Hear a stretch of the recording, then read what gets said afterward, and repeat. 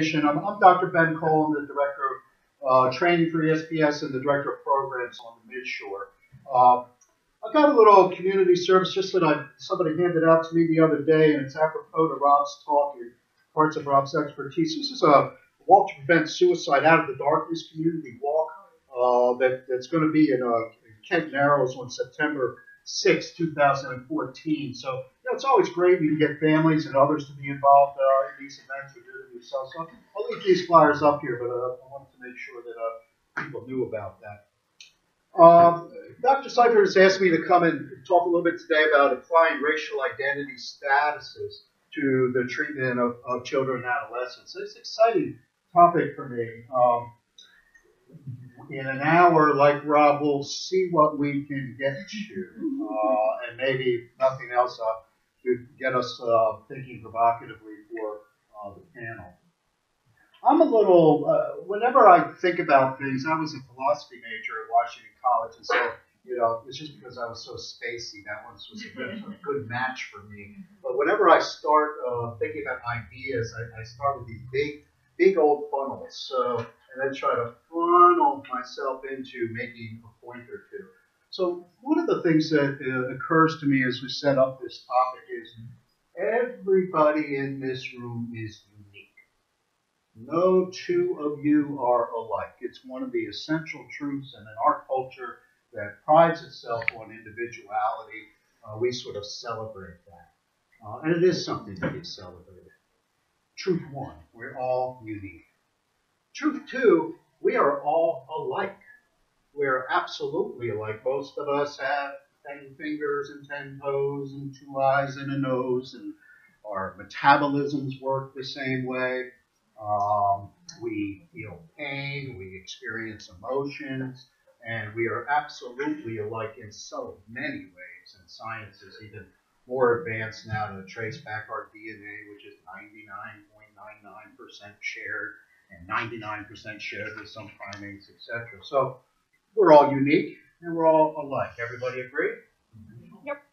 The other third truth here is that we are like each other in some ways. That we share some characteristics and we share some similarities, and we are different in some characteristics and we're different in some similarities. Now, when you think about those three facts, and you think about our job and many other professions, social work, for example, we're very good at the unique part.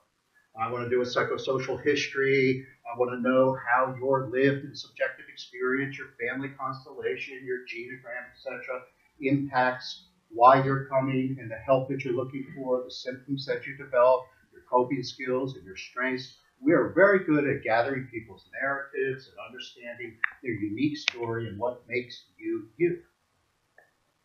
We're also really very good at how we are all the same. When I go to a physician for the slip disc last year, he doesn't care that Ben's a straight white male, etc., etc. I want a doctor that's looking at my spine, how he's treating me, and the spine is the same. He's acting on universal principles about our physiology. And much of what psychiatry does as well is looking at a set of symptoms to classify and make a certain diagnosis. And as we're getting better in the field of evidence-based practice, applying a certain regime of medication or psychotherapy, etc., to say we now can have these outcomes based on this presentation. So we're pretty good at the first two truths. We're all alike and we're all unique. We need to get better, as the kids say, IMHO, in my humble opinion, at the third truth, how we are alike with some people and how we were different. And we're not so good, I don't think, at establishing in our field social group identity membership. What it means to be a person of color, what it means to be a straight or gay person, what it means to be white, what it means to be male, what it means to grow up hopelessly middle class like myself.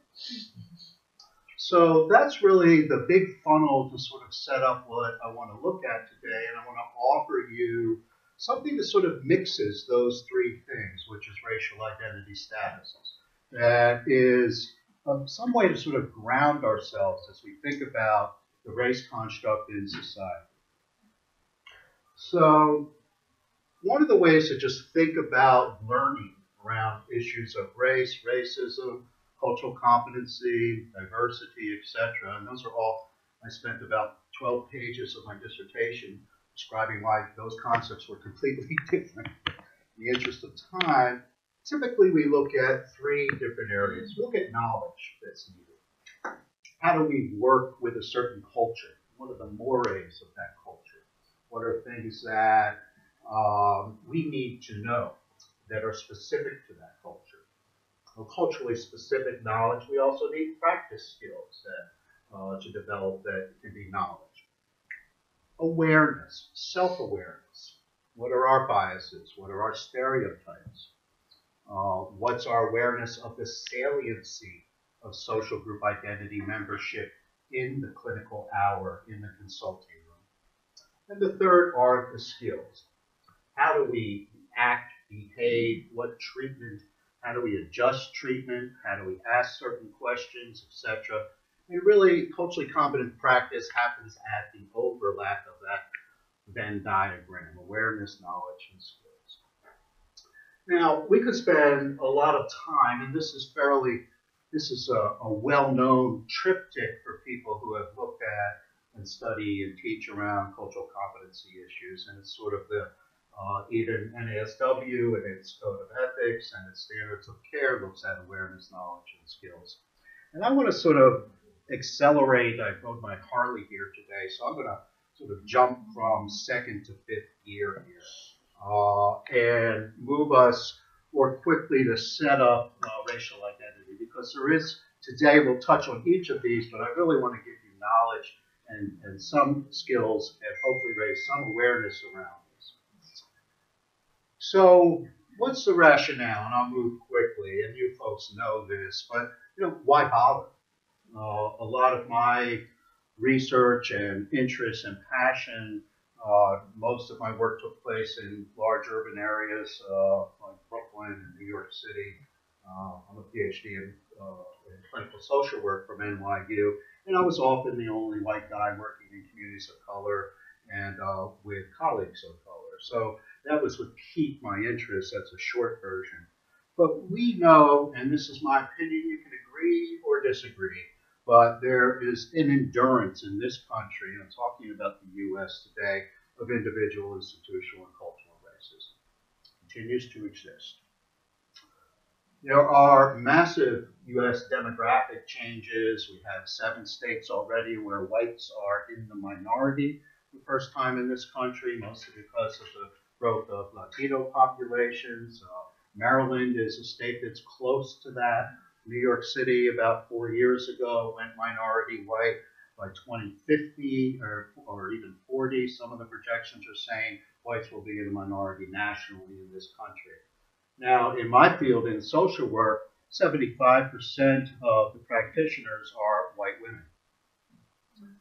And so it behooves us as a field, and I'm not just speaking to white people here, there's diversity within the diversity, but it behooves us to get better at working cross-racially and cross-culturally, regardless if you're a clinician of color or an administrator of color or a white person working in communities of color.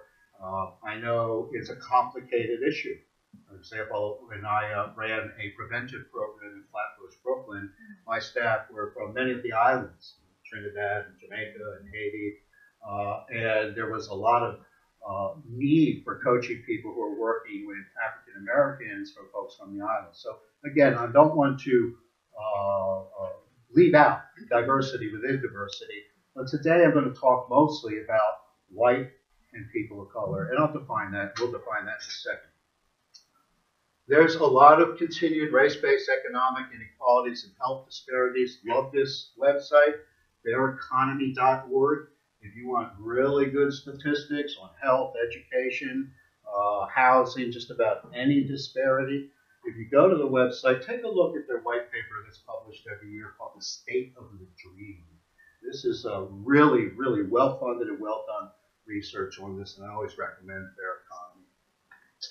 We still know that there's an underutilization of services by people of color and immigrant groups. We could debate for quite some time whether that's about access. In my field, I think that's about making our programs friendly for all cultures that come through the door. Start taking a look at your waiting rooms and other things, but that's really another training. The statistics remain the same, that underutilization of services for quite some time by people of color and immigrant groups. There continues to be good research on assessment bias and diagnostic error. Stuff still coming out of University of Maryland and other places, black men being diagnosed at disproportional rates with schizophrenia, and there's study after study after study.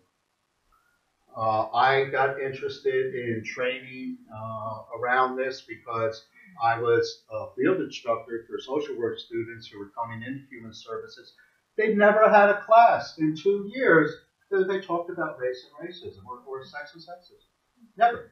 Oh, well, we didn't talk about that in social work school. And so that piqued my interest. I mean, that's, of course, uneven, and some programs do a great job of putting that stuff out, but many still fail to address it. We know for sure, and thank goodness this has gotten a good deal of press, of disproportionate representation of children of color in foster care and child protective services. There's a lot of reasons for that. It's a complicated issue, but the numbers are so alarming and continue to be, despite the last healthy dose of research that's happened in 5 or 10 years. So it's part of our rationale for taking a look at this. There's other things. Each of these bullets is really a topic within itself. So I want to do a quick group exercise to set the stage for when I talk about racial identity theory today. Let's start by thinking about any of the isms. Somebody give me a definition of sexism. Just off the top of your head. There's no right or wrong. Bias against somebody based on themselves. Bias based on gender. Anybody want to elaborate or add to that definition of sexism? Let's try racism. Somebody want to give a go of it? I know there's 5 different types of racism, etc., but just a one sentence. All tall black guys play basketball. That's definitely an example, a lived example, thanks, Sean, of sexism. How about a general definition? I would say it would be the same thing. Bias is based on race. Bias based on race. And that's typically the way that we look at it and often how we think about it, and it's correct. And I want to just suggest a slight twist of the script. And we often look at all the isms as biased against the oppressed group. And while that's certainly true, and that's certainly the manifestation, I think in order to really do something about the isms through our social justice action, in the clinical hour, etc., we need to also think about it this way. It's a system of advantage based on. You see how that's the same, but it's slightly different. That how are we going to do something about racism? Well, until white people give up a little power, it's not going to change completely. I'm not saying we stop fighting the good fight, but same with sexism. A system of sexism equals a system of advantage based on gender. So while our definitions of system of bias are very much similar, lots of overlap there, it's a slightly different way to think about it to help people who are in more in privileged groups consider their role, either known or unknown, and the things that they can do in the perpetuation of isms, discrimination, and oppression. So just, something to sort of take away and chew on and try to think about a little bit. I want to just, instead of pulling this out of you in the interest of time, I want us to think a little bit about power and what power means in our country. We talk a lot about access to resources. Access, just how do I, Rob mentioned in his talk, people, transportation, getting to the door. And that may be about somebody's ability to afford gas, et cetera, et cetera. But in very broad strokes, we can think about power as access to and control over resources. We could quibble, we could definitely unpack that. We could teach a whole semester-long course on it. But I'm just going to be with that definition as we move into the exercise. And I want to just add that access to resources, quote unquote, legitimized by systems which historically advantage people from specific social group memberships. Just with power, Yes. would you say another component of that would also be the skills to navigate certain systems as well? That they're with power, and I probably am thinking about empowerment. There you go. But I would also say that with that power, there's also an ability there to be able to navigate through various systems. I think it's a really, really important addition, and so many examples come to my mind.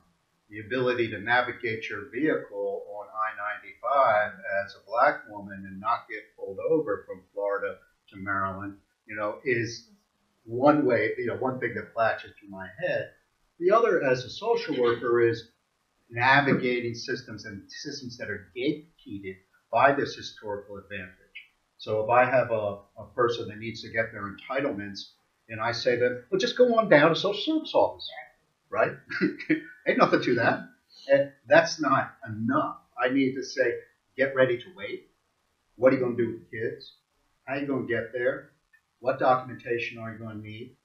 I might even go with you because those people are underworked. Somebody might be rude to you. Don't go off. We all know you got that temper thing, right? So, there's a whole, you're right, the skills to navigate is a lot of what we do in our work. And actually, if we bring that to the forefront and we put that into bold relief, I think we'll be that much better social workers. So this sort of sets up a quick exercise that we'll do. We can think about power differentials in the United States, and I'll just go quickly, and we can draw a line. Oh, no, don't. We'll put this down. And we can think about social identity group memberships, and we can map them above or below the line. As the kids when I was working in Brooklyn in the early, I guess that was when I was working in Baltimore in the 80s, but used to say, who's got the juice? And what they really meant was, who has power? Who has legitimized access to control over resources? They look at me like I'm an old head, as they would say back in the 80s as well. And we're not talking about everybody. We're just talking in pretty well understood generalities. So if I say gender, I don't think anybody's going to argue that men, it's still 79 cents on the male dollar, ladies. I think it might be 82 cents because it actually went up 3 cents in the last 20 years. Mm-hmm. Right? But it's pretty clear, and there are, Oprah's got more money than God. So there are exceptions. Maybe we'll see an exception. Hillary, run Hillary. But nobody's going to argue with that as a generalization. So let's think of some other social identity group memberships and get them mapped up on the power line. Anyway. What are other ways that we participate? Did I define that well enough, social identity, Jess? Older populations tend to be below and younger populations tend to be above. So who do we know is at the very bottom? The very old.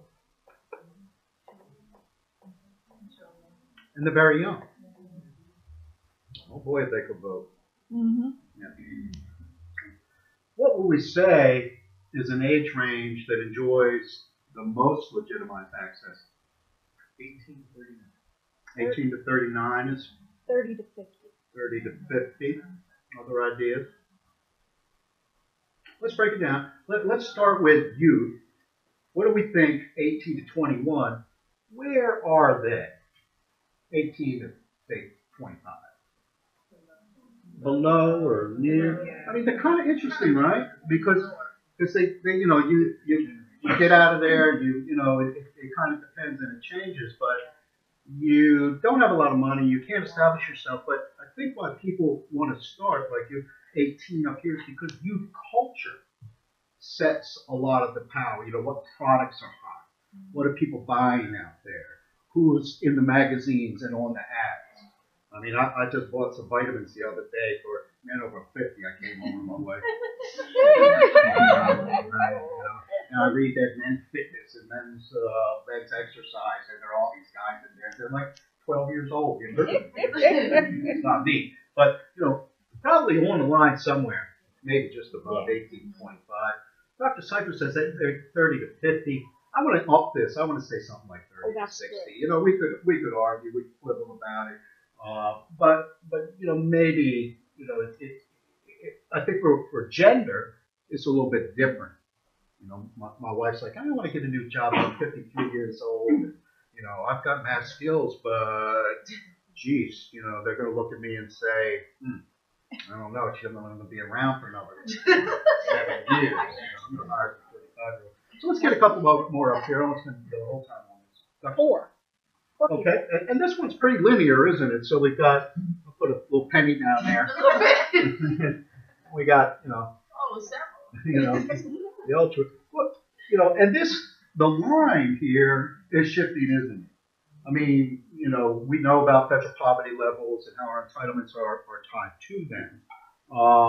But what it means to be middle class or a middle class family of 4, you know, that is getting differently defined, especially after 2008 and then the economic crash. But there's no doubt if you have more dollars, you know, you've got more access to resources, and in some ways it, no pun intended, blanches a lot of the other memberships. Let's get a few more up there. People of color. People of color. Yep. So who's above the line? White people. Right. Who's below the line? People of color. Everybody else, right? You know, and you know, and my friends always say, Ben, you always talk about non-white. You know, that's an insult to me. You know, that's an insult when you say non-white.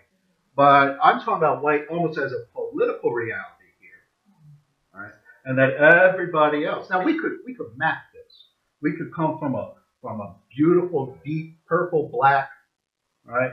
And we could map this, and we could look at, you know, people that pass, mixed race, Asian, Latino, right? But the truth is, you know, that area and in our history, 1% black blood means you're black, you know, etc. That is a very interesting area. Who gets to be white is the way some of my anti-racist brothers and sisters describe it. We all know about color. Well, maybe we don't all. Maybe white people, you know, colorism. Everybody heard paper bag test. You know, the Latino charge of blanquito and negro. Hold up a manila bag, a lunch bag, and see if you're lighter or darker, etc. But I think that this is, for our purposes and for the political reality of access to power, we got non-white people call, you know, POC. Let's get a few more. Okay, so all you. Higher education. Yeah, okay. So at the top is PhD from NYU in clinical social work. That's all we're, you know, down at the bottom. Who we putting at the bottom? Dropouts. Yeah, dropouts. Illiterate. You know, it's almost a separate line in itself, reading and writing. Of course, we could say English speakers. You know, and non-English. We could put people with accents up here, and we can go off on this. But above here, where's college? Where's high school with the line? I graduated from high school. Be proud.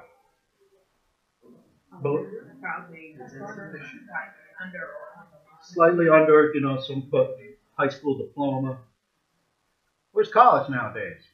Just above. I mean, just. That's a BA. So studies are showing now that you don't make that money as quickly, but over the course of your lifetime with a BA versus a high school diploma, you'll make something like $18,000 more a year over the course of your lifetime. You know, that's an average. And of course, we've got, MD and JD and MSW and any type of the graduate. We're not that high. Well, okay. MSW. Now, if we're linking it to the dollars, it's a little bit different, right? A couple of more ways people, just Sexual orientation. sexual orientation. So up above the line, that's straight. Straight. And we could map this one and start combining, but I'm just going to put LGBT. And usually when this comes up, and I'm rushing this our exercise today, but people they say, well, what about gay men? What about white lesbians, etc.? Aren't they closer to the line? And they start thinking about other social identity group memberships and how that goes in sexual orientation. And of course, a lot of that depends on whether you're out, because your sexual orientation, like many things online, is not typically visible. Would you consider the difference between the sociological, urban versus rural, thinking flyover states are ignored, and if you live in a city that you have a little bit more influence and power as opposed to if you were a farmland? It comes up a lot, and I don't have a good answer. I'm always fascinated by a discussion because I've heard different things, like what you just said. Urban maybe a little more legitimized access versus rural, just because people are more spread out and etc. Then issues of self-sufficiency. People want to talk about neighborhoods. Resources are diverted Towards urban areas towards versus urban areas concentration. more than, because we're living on the lower eastern shore, and the majority of our resources are west of the Chesapeake Bay Bridge. I mean, you're dealing with a scarcity of resources because we're in a rural, forgotten corner of Maryland. Whereas, if you lived in Baltimore, you would have a little bit more. And I've spent the last 6 years at ESPS, recruiting folks to come here, both doctors and social workers, and we've been pretty good. Got somebody. My farthest so far is from Buffalo, New York. Brought her down, LCSWC. We have but it's a real issue, I think, and I think it's a complex one. It doesn't. I put urban, rural.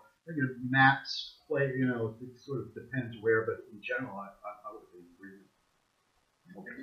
People in the media, movie stars, sports figures, So folks and that everyone else. right, celebrity. That's true. That one is. I don't think that one's ever been said. Everyone else. Everyone else. I was on a radio station in Kent County talking about something I forget, and the next day, first Friday, they're like, "Oh, I heard you on the radio." There's beautyism. Whether I'll put something like, whether you subscribe to social constructed standards of beauty, and something like that, and down here, quote unquote ugly. They have all those wonderful psychological experiments where people walk in and, they have the same resume, and everything's the same. And then one person is, 6'1", Adonis, strapped, tan, blah, blah, blah, subscribes to socially constructed standards of beauty, and the other person, kind of looks like me. And they always hire the more handsome person. So we can talk about height. We can talk about obesity and weight is a huge one now in terms of discrimination, etc. I think we could. Anybody dying to get one more up there? Helping professionals and then everyone else. No, but I mean your teachers, your social workers, your folks who aren't in the financial or political sector. Mm-hmm. You know what I mean? So I call all of us helping professionals. And you want to put us below the line, right? I do. Yeah. Yes. No, I think that's accurate. Helping professional. Because we don't make our job is people, not money. Right. So finance industry. And usually when people talk about class and start moving towards class, they want to start with white collar, blue collar. You're putting an important finer point on it. Where are our Muslim brothers and sisters? Where are they? Yeah, especially after 9/11. I'll draw my little fish up here. Mm-hmm. Christians. And we could talk about that. This is typically Protestant at the top. Catholicism, Baptist, Methodist, etc. And there's some Christian sects. Where are we going to put Jews? Maybe on the line. Maybe on the line, below the line. I think that's accurate. A lot of times you talk about this and put start there. Mhm. Yeah. Veterans. Say again. Veterans and non-veterans. Now, because I am so upset about what's happening, not happening for our vets. So where are we putting the vets? Well, the vets that are mentally well Right. and show well on TV are above the line. The vets that are injured and are mentally ill, might have post-traumatic stress or traumatic brain injuries, those Okay. are below the line because So that's what did you want to add? Well, I was just going to say, being a veteran myself, I would put a lot of veterans below the line because I kind of say they kind of have a delayed start. I mean, going into the military at the age of 18 years old, Yep. I wasn't going to college, right out of high school, so I kind of had a late start in comparison to a lot of my peers. Yeah. It's a complex issue. I mean, both of these points are really important, but thank you for your service. Yeah. And it depends on the war. I mean, Vietnam is so different than World War I, and I think we're somewhere in between with Gulf, and then now Afghanistan. We could go on. In the interest of time, I mean, it was really well done. I think that folks I'll put down real quick, really got, and I've just got a little simplistic one up here. Privileged, white, male, wealthy, straight. We didn't talk about disability. We didn't talk about mental health, etc. Those are obvious to us. Adult and Christian. I mean, the punchline here is, until this year, thank goodness, this is every white president except FDR was disabled. Mhm. JFK was Catholic but still Christian. This is 90% of our representation in Congress. This is 95% of our Fortune 500. Right? It's changing so slowly. Right? Below the line, marginalization, limited access to resources, non-white, female, poor, LGBT with disability, children, elderly, Muslim, Jewish. Now, a lot of times when I do workshops, and I know some of you have seen me do this before, the direction we take from here is to have people think about themselves. And I think most people will see that they have different social identity group memberships that puts them above or below the line. And some of us more below, and some of us more above, etc. And then I ask them to reflect on their clients and who they're working with, etc. We didn't do family constellation, single parenthood, traditional family constellation, other things like that. For our purposes, I just want to get the construct up there, because the next half of my time, we're talking about racial identity. Right?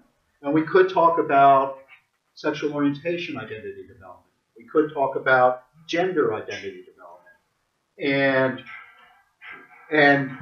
And there are a lot of good models in all of that. But the point here is that this is a reality. This has an objective reality for us. And it's a construct that we have to negotiate. And this is a racially structured society. There's no question about that. Changes have been made, gains have been made, gains have been lost, gains have been made. We're in a racially structured society. And that has to be negotiated by white folks, who have a very different type of negotiation, and by people of color. So what happens here, not to everybody, but to some, and we talk about strengths, etc., is internalized racial oppression. And actually that slide should be changed to internalized racial dynamic happens in a couple of different ways. For white folks, and for many people living above the line, for straight white men like me in particular, what do I learn? Well, I don't get pulled over. Well, I do, but that's because I drive 70 miles an hour. But on the New Jersey Turnpike for no reason. I can go get a mortgage without being, questioned or redlined, etc., etc. So I move through my world, in a way where I have internalized the idea that I'm a straight white man, and I don't even have to think about it. I have to sort of, because of unearned privilege in that dynamic, I just move through the world. I have a choice whether to even acknowledge racism or not. I don't have to live with it. Right? And I'm not saying that in any private way. It's a sad tragedy. But what's happened to me is this dynamic has been internalized over generations, giving those designated superior race unearned privileges, unacknowledged power, and the racial advantage is invisible to them. It doesn't have to be, but it can be. On the other hand, internalized racial inferiority, people are taking in the messages. Our young people are taking in the messages that they see on TV, etc. You know, how many of, you know, it happens with mental health. They did a study on the portrayal of schizophrenics in all those CSI shows. It was published pretty recently. And it showed like 90% of the time it was a black male.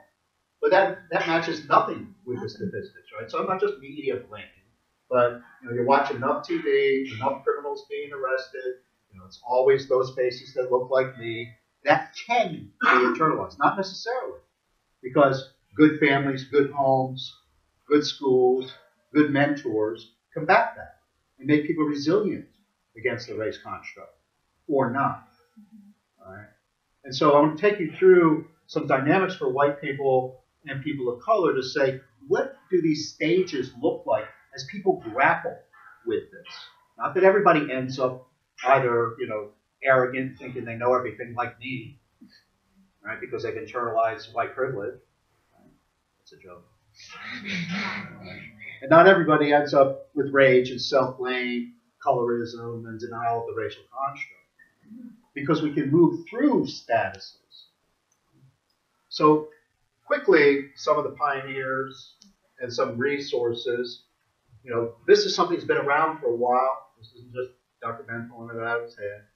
And so Dr. Fred Cross, these are really heroes. I should have heroes for me. 71, the idea of regrescence, process of becoming black, progression of identification towards a healthy black identity. One of the first sort of intellectual examples of this. The real hero of racial identity theory, Dr. Janet Helms out of Boston University.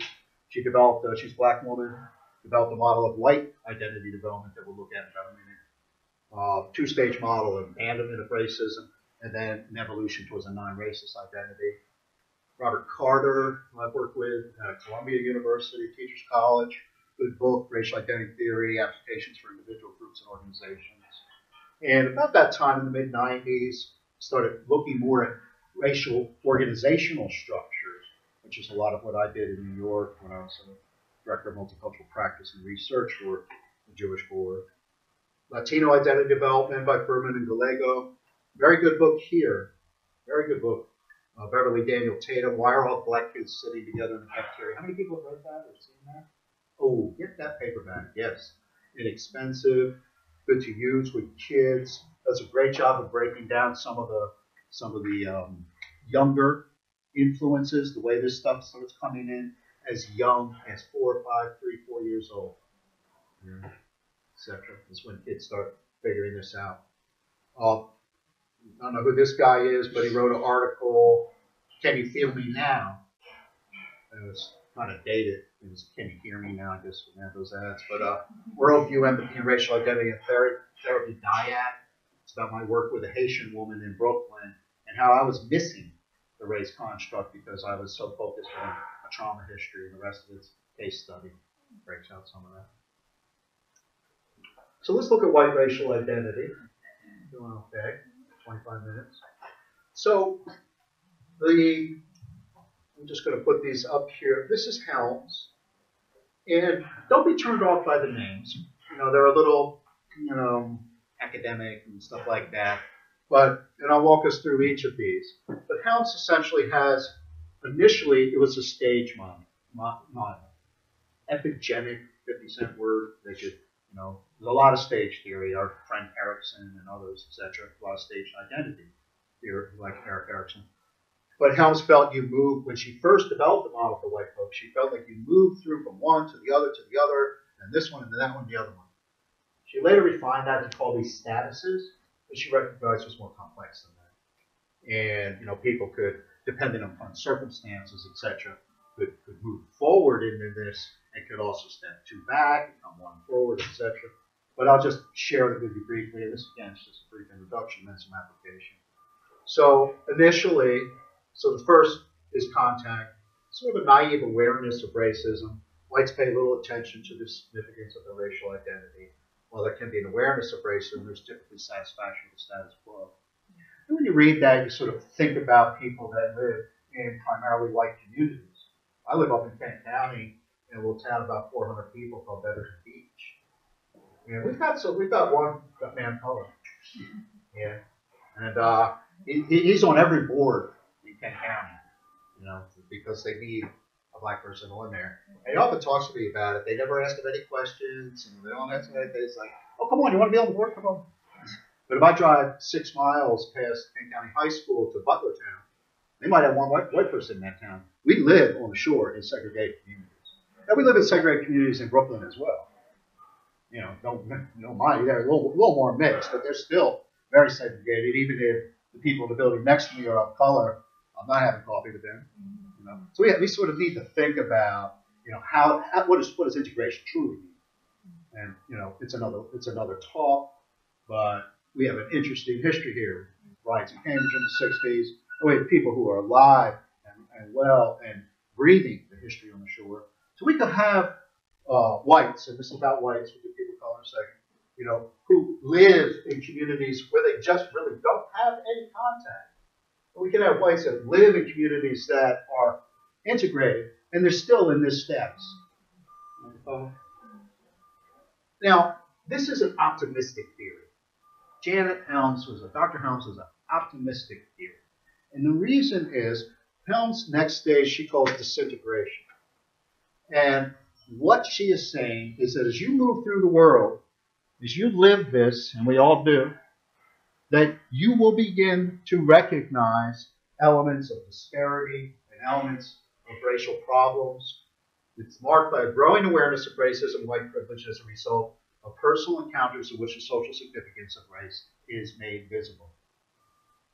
Now, for white folks, that's not so obvious. When I drive down the Jersey Turnpike, and every car I've seen is a bunch of black guys with their hands over the hood, right? And wait a minute, why are white people getting turned around? That's an intellectual exercise that I have to do. I have to actually see that. Helms is saying you will see it. You will eventually see elements of racism in the culture.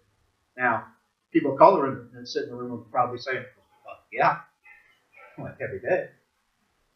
But for white folks, this will happen. This often occurs during adolescence when a white person comes into closer contact with people of color. It can happen at any point in the lifespan, but that's something that we're noticing is important developmentally. And this causes uncomfortable feelings of guilt, shame, and anger, often related to new awareness of one's prejudices. You often hear people say, you know, my dad used to say the most racist things, and I never really thought about it until I had a black friend in school, and then it really bugged me. Now, Helms also maps in each of the stages information processing strategies and how people deal with this reality. And so for her, people suppress the information. They're ambivalent about it. They're confused about it. They can be disoriented, etc. But for this second stage, people move sort of a naive status quo to, you know what? Something's going on here. It's real. I see it, and I don't know what to do with it. But for Helms, the next stage is reintegration. And this is an attempt for Helms to get some relief from the discomfort of the previous stage. It can involve fear and anger directed towards people of color and idealization of one's own socioeconomic group. Oh, we got a black president now. I don't see why those black people are complaining about they have no opportunity. This is the United States, 2014. It's all good. That's somebody in between disintegration, reintegration, trying to rationalize away the reality of the race construct. You hear this in many, many ways. We can pull out many, many examples. IPS, information processing strategy, selective perception. See what I need to see to get rid of that guilt and discomfort as a white person. So I see what I need to see. Often bigots, Ku Klux Klan members, is interesting about racial identity theory is that a person who is overtly prejudiced, overtly bigoted, is at a quote-unquote higher status than somebody who's back here that hasn't even thought about the issues. And think about white supremacists. They're all about, oh, you know, white people are the best people, and we'll dress my baby up in a little hood, and blah, blah, blah, Jerry Springer, what have you. All right. So they're actually at a reintegration stage. They're running from this material. You can't break through that wall with these folks. They're done and gone. And so I don't know if Hamilton's model works. But one of the things I've recognized as a supervisor and a director here on the shore, when I was in New York, it was all about helping white people recognize this and how do you deal with that covert systemic racism. I got people walking through my door now saying, well, I won't even say what they say, but they are actively bigoted. Actively. And I had never recognized, how do I help my therapist with that? Coming in to session, and kids and adults and using the N-word. You know, you've got to move towards that. You've got to say, oh, yeah, sounds like you have some issues or you have some history with people of color. What's going on there? Why do you think you're that way? That's a disease, a dis-ease that we have to address in treatment. That is a treatment goal. I might not agree with it, but I'll just say, and that's something I'm sort of working on because there isn't a lot of literature on how do you actually do that. Anyway, so with Helmsman, we got a two-stage model. And up to this point, people have a racist identity. It's either unacknowledged, they're either feeling, no, I'm a white person, so guilty about racism, when they're not doing anything about it, right? Or they react to that guilt by locking down and saying, you know, people of color should just be quiet. It's all good now in the U.S. What Helms says next is people are moving towards what she calls pseudo-independence, a stage of non-racist identity. It's an intellectual awareness of racism. Some white people, they try to escape whiteness by associating with people of color. They could be attempting to help people of color assimilate into white systems. I lived here for years. Oh my goodness. I developed whole training programs to get stipends for people of color to come into agencies. Worthy goals. Worthy goals. But I was definitely in a liberal framework, in a pseudo-independent framework. You know, I'm going to do something about that. I got fired up. Which is what people, you know, white people typically do when they get a hold of race issues. They're like, I'm going to do something. I'm going to change this. Oh my goodness. Let me go. All right. Liberal societal framework. They try to reshape society. Still with selective repression of things. And they're not, as the kids would say, we're not really feeling it yet. We're getting it, but we're not feeling it. And that's probably the simplest way I could explain pseudo-independence. It's sort of a pushing away a little more from the guilt. When I do extensive training, you know, over the course of a semester or two, meeting every week with people, you get white people say, oh, I feel so bad about this. Haven't you told me everything about it? I don't know what, I feel so guilty. And the black people in the room be like, you know, and basically, the healthiest thing that we can say to a white person with that is, get over it right now. Because guilt is not helping you in any way. It's a defense. Let's move towards the material even further and try to bring you up further. White guilt is often an unacknowledged defense. It doesn't get you anywhere. So I say, you know what? You're going to have to feel guilty. Okay, done yet? Let's go. Right? Immersion. Stage where the white person begins to identify with positive aspects of whiteness. There's a lot about white culture here, but you now see it for what it is. White people must seek new ways of thinking about whiteness, ways that take it beyond the role of victimizer, often aided by the person learning about relating to whites who have protested racism, etc., etc. That's what I did. I found all these mentors, people of color, women, who were able to put up with me for a long period of time and say, you know, you still don't get it yet. They would call me out. Hypervigilance. Oh, man. Like people get up to here, not even up, they get sort of over here. And they're always looking around. That's racist. Oh, check your privilege. Oh, searching for internally defined standards. It's an important step. People can be here for a long time. I'm pretty much here all the time. Helms says that there's autonomy when a white person incorporates a newly defined view of whiteness as part of personal identity. Positive feelings associated with this. The person gets energized and want to confront racism and want to do things about it. The problem here, for me anyway, my lived experiences, is hard without allies. You know, when I was in New York, I was going to meetings all the time and taking actions in social justice and you had a lot of people to bounce ideas off of and talk things through. Very hard to maintain this or even do this alone. I mean, I call my friends all the time in New York, do something about this down here. It's different down here. You know, they don't know how to help. Anyway, flexibility and complexity, compassion to relinquish honor and privilege of races. Passive, you relinquish the honor and privilege. I have a question for you. As far as you had mentioned in the beginning of the presentation about the systemic racism, or just how it's, and it is different on the Eastern Shore, even than on the other side of the Bay Bridge. Have lived in both places and have been in the military and traveled quite a bit as well. And working in the school system, it's very challenging when you have that systemic racism. What have you found? And we've had the Beyond the Diversity, we've done the color line, and we get excited for a moment, right, and then it kind of fizzles out, and then, you know, we have people and that are probably more aware than they were maybe 5 years ago, 10 years ago, but not really advocates. Yeah, yeah. And it's very different to be a person of color to be an advocate versus a white person being an advocate for social change and social justice.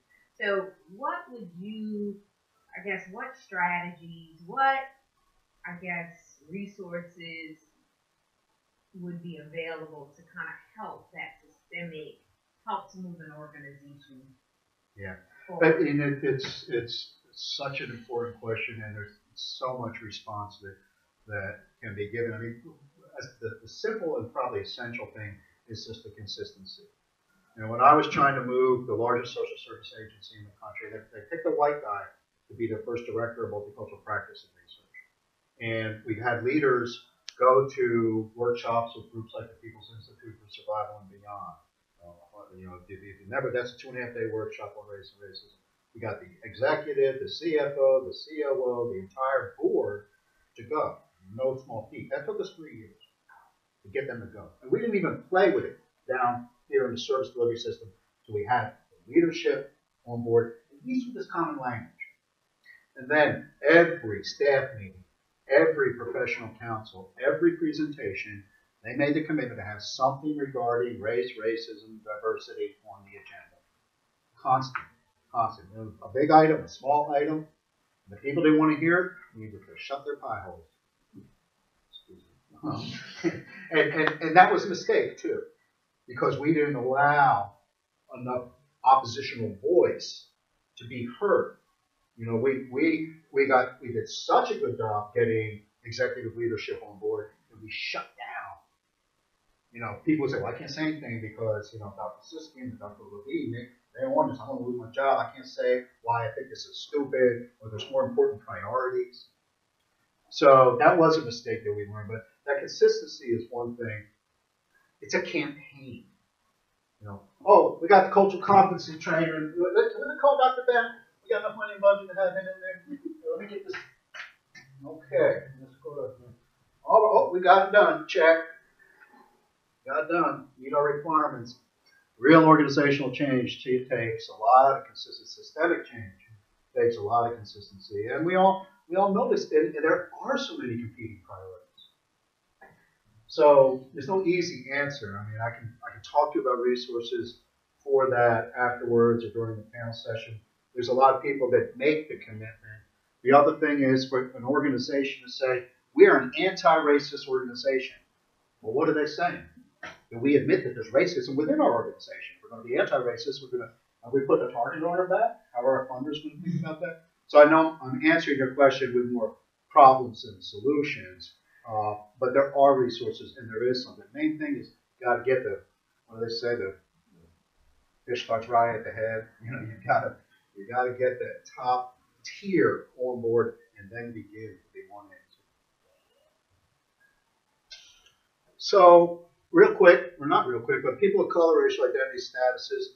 Also, Helms, other people have done this, etc. Same idea here that as people moving through the construct, they have to either be resilient or they tend to internalize and that this happens in a status or stage way. And Helms talks at the beginning, it's kind of the same. She calls it, as White, she calls it pre-encounter or conformity, stage in which race is not personally salient. Now you can think about this developmentally, or there are folks that go through their whole sort of time just not looking at it. Right? So it's not personally salient for youngsters who are pre-adolescent, but they're constantly faced with societal stereotypes of the dominant white culture. You all probably know the doll preferences studies, which are just in some way so revealing, but so sad, so sad. You know, where the children of color, they've done them now with Latino and Asian, so they're always choosing the white, the doll, 1,000,000% of the time. Something. You know, and it's saying something about how early that internalized standard gets in there. For adults, this is a sort of selective perception and obliviousness to social racial concerns. Minimization or denial of systemic and cultural racism is painful. When I sit around and do an experiential training and I say, let's talk about race and racism, I'm asking something very different and much more, in some ways, risky of the person of color to allow yourself to be vulnerable and tell me the stories than a white person who's going to sit there and say, oh, really? Can you tell me about the black experience? Which is insulting. And so there's a lot of contracting that goes in. By the way, you can do this exercise, and I've done it many times, the power line exercise with you. You get this right away. Like, oh, I know. It's a powerful thing to do with them. So pre-encounter conformity, person of color may idealize white culture, denigrate other non-white groups. Sometimes see this in immigrant status. I've worked with a lot of black women who either come from England or Israel. You know, they'd be here a couple months and they say, oh my God, this country is so different. So it's keeping this in the United States. The reference of the story or the publication I mentioned that I wrote up is a Haitian woman who was working in a Wall Street executive office, a financial firm, only woman of color, passed over for raise, passed over for promotion, etc. And she come in and say, yeah, I don't know, maybe I'm just not working hard enough. And I'm the only person of color in the office. Do you think that has anything to do with it? Oh no. You know, so there's a person in conformity and pre-conformity, which is sort of the takeaway here. You've got to figure out where your client is to be effective. And it doesn't matter what your background is. You've got to figure that out. You've got to figure out where you are. You've got to figure out where that client is, or else you're going to miss encounter. Same thing. They start recognizing the reality of the race construct, ambivalence, confusion concerning own social group self-definition. So we have this growing and beginning awareness, dawning awareness. Well, racism is real. I'm getting treated differently as a person of color. Well, why is that? Why is this happening? So it can happen as a developmental sequence, usually talking about 4th, 5th, 6th grade, puberty, etc. Middle school, junior high school, where the young person has personal experiences with it. What do you mean you want to be a lawyer? How about paralegal? All sorts of different ways that this is manifested itself. Followed by turning to other black kids to understand what it's like to be black. How to respond to subtle and overt racism. Black adolescents may value what's considered black, style, language, etc., disdain attitudes towards white. We can talk more during the panel, but you often hear, oh, you're acting white, which means you got good grades. You have a developed vocabulary, etc., etc. You talk white. I did the training at a camp last week, Camp Agape, and one of the counselors of color was like going to Yale or something, and she said, the kids always yell at me because the way I speak like that. And that's associated with white. Immersion. So we got this, scratching? Question? No, okay. It's got this growing awareness, again, immersion, same stage. People of color, late adolescence, strong desire to surround oneself with symbols of one race. Then people embrace now my cultural heritage. It could be, a specific culture. I'm Panamanian, I'm Puerto Rican, I'm a march in the parade, person of color, you put on the dashiki, whatever the case may be. Right? They embrace this. Now, again, not always these are statuses, but the person says, you know what? I don't need this. I am. My culture is to be valued. My race is to be valued. I'm going to embrace it. They idealize their own group. Right? Not a bad thing when you're a minority and facing discrimination. Use of own group standards to self-define can initially think, act, and feel in stereotypic ways defined by one society, to eventually develop it a positive, non-stereotypic. So that's kind of important, you know. When I used to ride the F train or the 2 train out to Flatbush, I was often the only white guy. Oh, these groups of adolescent black girls would get on loud. Oh my goodness, dress loud, loud. You know, see all the people, you know, inviting them, you know, they're scary. They're taking people with pins on the news and stuff like that. Anyway, but the point here is, think about this: exaggerated visibility. Exaggerated visibility. You don't want to see me. You don't want to value me. Oh, here I am. Yeah. Doesn't explain all riotous behavior, etc. But that's a way to sort of kind of think about how the race construct is in there. You start validating people for positive things, you'll see changes in those behaviors. I've seen it happen that way. Then finally, the stage of internalization, a sense of solidity and security about the racial identity. You make life decisions by assessing, integrating group requirements. Think about whites, judging whites. You know, there's some white people that are sort of okay or getting it, etc. Analyzing whites for their strength and weakness. And then, like autonomy for whites, an integrative or committed racial identity structure. Life decisions motivated often by global humanistic self-expression. So, I just want to, I got a minute or two, but just think about some of the dynamics here that can happen. So, suppose that I'm a white clinician who's at an earlier stage of racial identity development, or even in pseudo-independence, and I'm working with a person of color. I might not be picking up the nuances of cultural constructs. I might also be minimizing racial, the reality of racism. I'm not letting that client of color bring their full self to the clinical hour.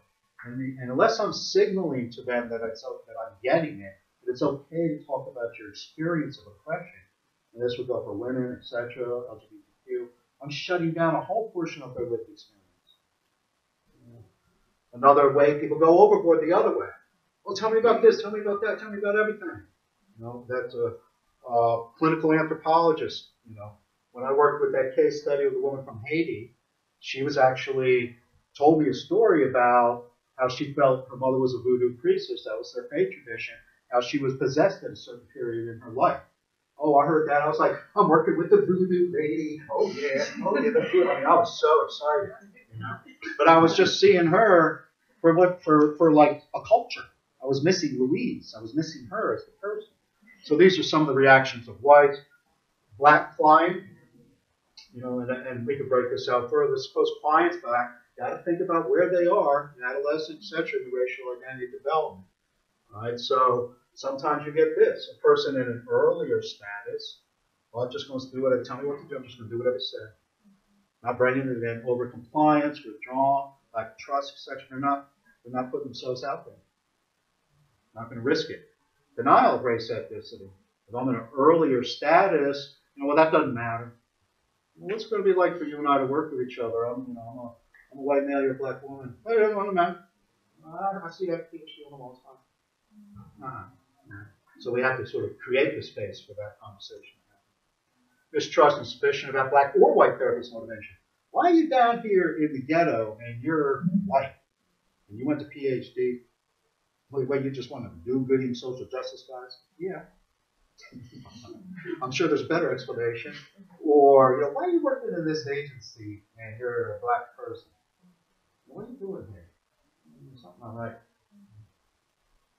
Ambivalence about positive and negative feelings. I've done a really important piece of work with you. We've had some real change. I've never had a relationship like that where I actually care, dare I say love a white person. You get me, you understand me. That's weird. I'm not sure I can accept that. That goes everything against what my granddaddy taught me on the riots in Cambridge. So there can be ambivalence about positive or negative feelings that happen. And that can work both ways as well. Very different to supervise black clinicians working with whites, right, for the supervisors in the room, and to work white clinicians working with blacks. And I hope that the little bit we talked about this, you can see how those dynamics are completely similar, but sometimes completely inverse. Completely inverse. And just bringing the awareness up can do a lot to empower people. In the work and the research that I did, the biggest thing that people said they got from 3 years of study and work said they asked. They asked more about it. They just brought it into the room a little bit. So, you know, we're taught in social work school, and this one last one, you know, bring it up. You know, I'm black, you're white, I'm male, and you're female. You know, what do you think about that? Oh, it's nothing. You're like, okay, get down to work. What's that diagnosis? You know, and forget about it. I don't have to think about it anymore. You got to bring it up pretty consistently. So you have to bring it up at different stages of treatment. So, you know, I know you said there was no big deal. I'm not trying to make a problem here, but you and I live in different worlds. You know, just checking in again around it. 5th session, 10th session, treatment plan. Self-disclosure. Oh, no, we don't do that. We don't tell them nothing about ourselves, please. Oh, God. What do you need to know about me so that we can be comfortable working together? Now, be ready to answer or not. Oh, you got any kids? None of the damn business. No. Right? But usually they'll ask something like, you know, they'll often ask me, well, what are you? I'm white. Oh, what are you? Oh, I'm German and Irish, you know. So they'll often ask things about that. And they'll ask even more important questions if you open it and open them. What do you want to know about me? Maybe they're discussable. I say, what would you like to know about me? There's some things that I haven't talked about, some things that not so much. You know, you don't have to answer every question. But to just take the old blank slate, you know, transferential, tabula rasa, let the projections come, and then we deal with the transference. Hey, folks, I was trained that way. It doesn't work. It doesn't work, except in very few cases, or you got money to come in 4 days a week. Power of not knowing. Tell me about your culture. I never worked with a Haitian before. What's up with that? And once I have that Haitian client, I'm on Wikipedia. If I don't know about Papa Bell, if I don't know about the political history of that country, about the immigration history, let alone my oxtail. No, that's actually Jamaican brothers. But you know, power of not knowing. It's okay not to know. We're the experts. I got 3 graduate degrees. Forget about it. I don't know anything about your culture. Come on now, tell me. Same thing, respectful stance of curiosity. Not just talking about race, but talking about racism. You know, we're different, etc.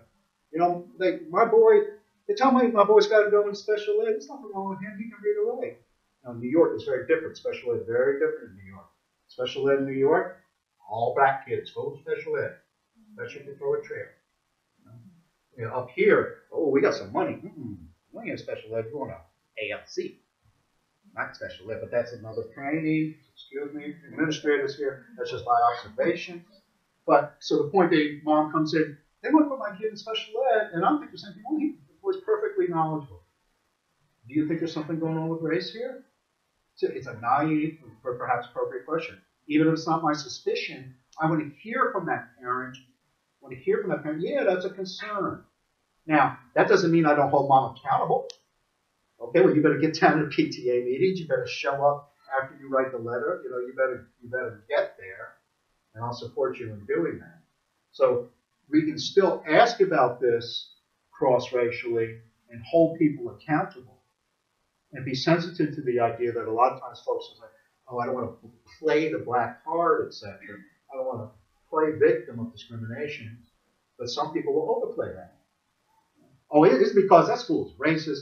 They just railroad. Well, let's go do something about it. Let's organize. There's other parents here. I have a group. Would you like to join? We can talk about this. So those are just some small ideas. Thank you for giving me a few extra minutes here.